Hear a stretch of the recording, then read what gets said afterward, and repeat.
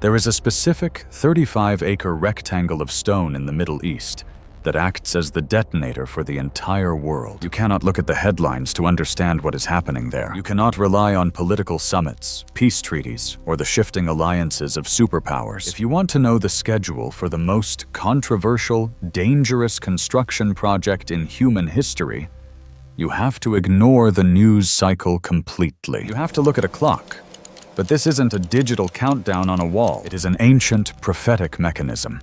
A divine timetable handed down to a terrified prophet in exile over 2,500 years ago. It has been ticking silently underneath the noise of empires rising and falling. And right now, the evidence suggests the hands on that clock are moving faster than they have in 2 millennia. The world looks at Jerusalem and sees a geopolitical stalemate. They see a territorial dispute, but they are missing the reality. The world leaders drawing maps and signing resolutions are just actors on a stage that was built long before they were born. They are reciting lines from a script written in the 6th century BC. That script demands a climax. It demands a prince who is to come. It demands a broken treaty. And most importantly, for the final act to begin, it demands a building, a temple. The question keeps coming up. When? When will the first stone be laid? The answer is hiding in plain sight, locked inside the most precise prophecy in the Bible, the 70 weeks of Daniel. To understand why this building is inevitable, we have to go back to the source. We have to look at the man who started the timer, the prophet Daniel. He wasn't a free man. He was a captive in Babylon, an old man nearing the end of his life, staring out at a foreign horizon and praying for his broken city, Jerusalem. He wanted to know when the suffering would end. He didn't get a vague assurance. He got a math problem. The angel Gabriel appeared and gave him a specific numerical countdown. He said, 77s are decreed for your people. In the original Hebrew, the word is shabuah. It means a unit of 7. 70 units of 7 years.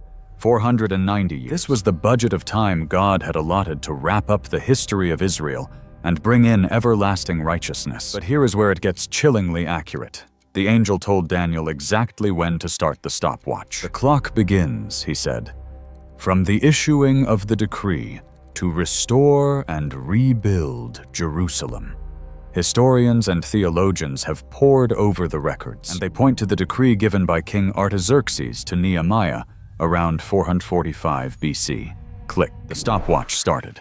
The prophecy said that from that moment, there would be 69 weeks of years, that is 483 years, until the Messiah the Prince appears. If you take that starting date and you count forward 483 prophetic years, you do not land in a random era. You land precisely to the exact time frame of Jesus of Nazareth riding into Jerusalem on a donkey. The prophecy was perfect, but then the text takes a dark turn. It says after this period, the Messiah will be cut off, killed, and then the people of the ruler who will come will destroy the city and the sanctuary. We know this happened. We have the Roman records. In 70 AD, the legions of General Titus surrounded Jerusalem. They didn't just capture it, they erased it. They burned the Second Temple so intensely that the gold melted into the cracks of the stones, forcing the soldiers to pry the rocks apart to get the wealth, literally fulfilling Jesus' prediction that not one stone here will be left on another. The first 69 weeks are finished. The Messiah was cut off. The city was destroyed. The clock stopped. And this is the mystery that has baffled scholars for centuries. We have accounted for 483 years, but the prophecy promised 490 years. There is a gap. A missing fragment of time. 7 years are left on the clock. This brings us to the single most critical verse for understanding our future. Daniel 9:27. This verse is the blueprint for the end times. It speaks of a future figure, that ruler who is to come, the Antichrist. It says, he will make a firm covenant with the many for 1 week. 1 week. 7 years. That is the missing final piece. This future leader will step onto the world stage, likely amidst global chaos, and he will do what no politician has ever managed to do. He will broker a comprehensive peace deal, a firm covenant, likely normalizing the status of Jerusalem.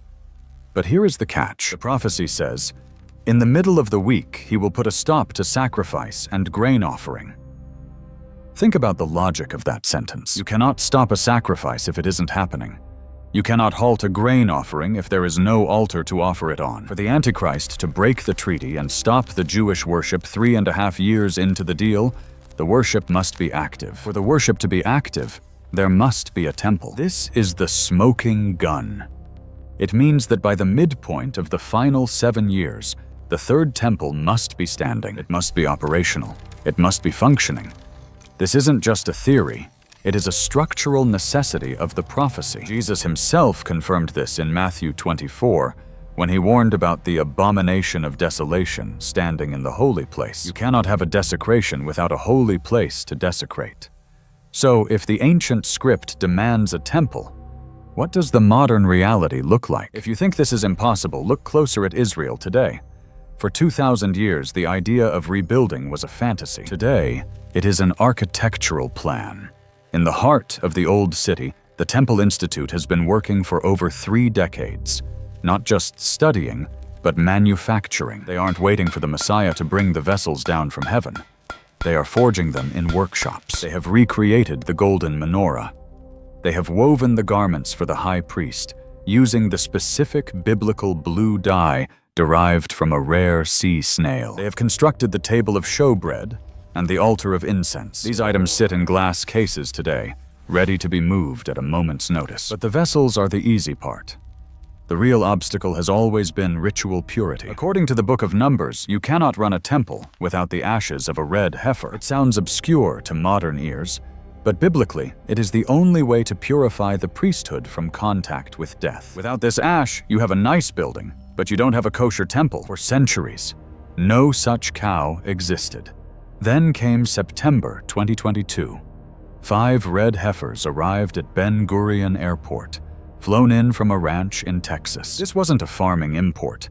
It was a religious seismic event. These cows were inspected with magnifying glasses. Even 2 non-red hairs would disqualify them. While some have since been disqualified, the search and the breeding programs are aggressive and ongoing. The very fact that modern science and logistics are being bent to fulfill an obscure requirement from the Book of Numbers shows you the intensity of this drive. And the politics are shifting just as fast. For decades, the status quo forbade Jewish prayer on the Temple Mount. Police would arrest anyone whose lips were moving in prayer. But watch the footage from this year. You see high-ranking government officials, men like Itamar Ben-Gvir, walking the Mount, declaring that the rules have changed. You see groups of men quietly praying, undisturbed by police. The psychological barrier is crumbling. The stage is being set. The props are ready. The actors are in costume. So to answer the question, when will the third temple be built? It doesn't need to take years.